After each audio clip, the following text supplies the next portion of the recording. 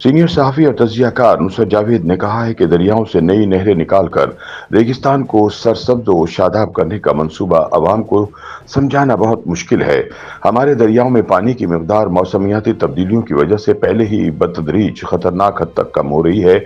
ऐसे में सबसे अहम ये है कि जो रकबे आबाद हैं उनकी शादाबी और ज़रख़ेज़ी बरकरार रखी जाए, ना कि रेगिस्तान आबाद करने के मंसूबे बनाकर उन रकबों को भी बंजर कर दिया जाए। इस मामले पर पीपल्स पार्टी का मौका बिल्कुल जायज़ है, लेकिन इसकी नाकामी यह है कि सिंध की अवाम ये मानने को तैयार नहीं कि नहरों के मंसूबे में पीपल्स पार्टी की रजामंदी शामिल नहीं थी। अपनी ताज़ा तहरीर में नुसरत जावेद कहते हैं कि हालिया बारिशों के बावजूद खरीफ की फसल के लिए हमें गुज़िश्ता बरस के मुकाबले में 27% कम पानी मिलने की तवक्को है। लिहाजा हमारी जरूरत से कम हुए पानी का रुख नई जमीनें आबाद करने के लिए मोड़ना आवाम को हरगिज पसंद नहीं आएगा। इसीलिए सिंध की कौम परस्त जमातों ने वहां के आम किसानों के दिलो दिमाग में मुद्दतों से मौजूद इस तासुब को भड़काना शुरू कर दिया है कि पंजाब दरअसल सिंध का पानी चोरी करने का मंसूबा बना रहा है। ये कहानी फैलाते हुए इस तासुर को भी फरोग दिया गया कि अपना इख्तिदार बचाने के लिए पीपल्स पार्टी ने आसिफ अली जरदारी की क़यादत में नई नहरों के मंसूबे की मंजूरी दे दी है। हालांकि सदर को ऐसे किसी मंसूबे की मंजूरी देने का इख्तियार नहीं है। ये इख्तियार सिर्फ और सिर्फ अरसनामी इदारे का है। नई नहरें बनाने के मंसूबे की मंजूरी का तासुर आसिफ अली जरदारी ने बतौर सदर पाकिस्तान पार्लियामान के मुश्तरका इजलास से खिताब के दौरान भी सख्ती से रद्द किया। उन्होंने कहा कि चोलिस्तान आबाद करने की खातिर सिंध के पानी से नई नहरें निकालने का मंसूबा वफाक के लिए नुकसानदेह साबित होगा। बिलावल भुट्टो जरदारी को अब शहर शहर जाकर इस हवाले से वजाहतें करना पड़ रही हैं। चुनांचे ये कहा जाए तो बेजा ना होगा कि नई नहरें निकालने के मंसूबे के हवाले से लगने वाले इल्जामात के बाद सियासी एतबार से पीपल्स पार्टी अपने नाम निहाद किले में सख्त दुश्वारी का सामना कर रही है। नुसरत जावेद तंज करते हुए कहते हैं कि भले वक्तों में एक बड़ी जमात हुआ करती थी जिसका नाम पाकिस्तान पीपल्स पार्टी था। मैं बचपन से नौजवानी की हुदूद में दाखिल हो रहा था तो इसका क़याम मेरे आबाई शहर लाहौर में हुआ। 1967 का बरस था। अगरचे इन दिनों इंटरनेट और स्मार्टफोन मुतारिफ नहीं हुए थे, लेकिन हमारी नस्ल आलमी हालात पर निगाह रखती थी और हमें गुमान था कि दुनिया कौमी शनाख्त मिटाकर कामिल मसावत पर मबनी सोशलिस्ट निज़ाम कायम करने की जानिब बढ़ रही है। पीपल्स पार्टी हमारे वतन में इस निज़ाम को तवाना तर बनाने के लिए कायम हुई। ये वैसे ही ख्यालात थे जो इन दिनों की नौजवान नस्ल इमरान खान की तहरीक इंसाफ के बारे में महसूस करती है।